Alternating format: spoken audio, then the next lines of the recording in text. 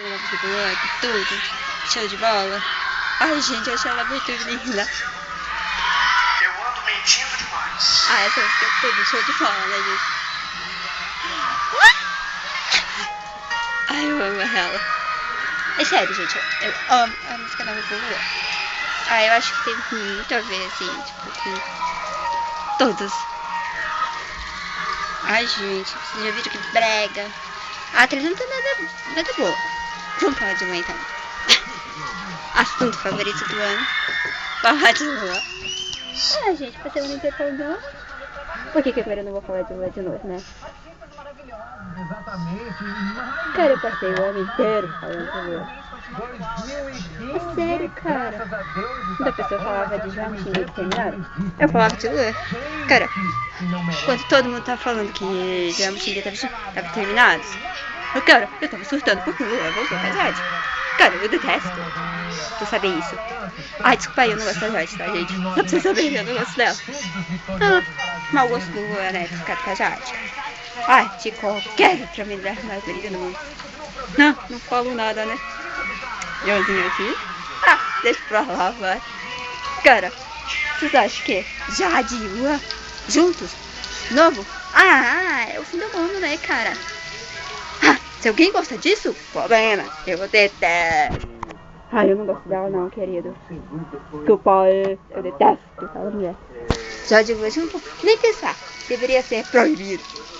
Ah, tem qualquer outra coisa melhor, né, gente? Ah, falando nisso, gente, eu adorei tudo que o Lua fez. Gente, tem música bonita, né? Música nova do Lua. Ai, gente, esse ano foi ano de... A gente vai ter assim... os dedos pra lá, certinho. É, várias vezes os caras com os dedos correndo, todos pra lá. Ah, porque teve a música do Lua, né? Mas eu gosto mais do Lua, me metindo demais. Ó, é a nova música do Lua, gente, pra você saber. Ai, gente, chovendo lá fora, eu falando de Lua, né, gente, que o ano foi Lua Santana. Foi o ano de Lua Santana pra mim. Claro, foi o ano que eu mais achei vídeo, que eu mais vi fotos dele, que eu mais escutei músicas dele. Eu falei de Lua. Gente, eu só falo de Lua, quase sempre. Os meus amigos todos sabem disso. Quem me conhece sabe, falo bastante de Lua. Cara, olha, eu tenho um quarto cheio de cartazes do Lua. Cara, porque eu sou muito fã. Muito fã do Lua. Ah, e pra vocês ficarem sabendo, hoje tem o ano especial da Globo. Gente, hoje vai passar o ano especial da Globo cantando música natalina. Que tudo! Que show de bola! É a melhor coisa da noite.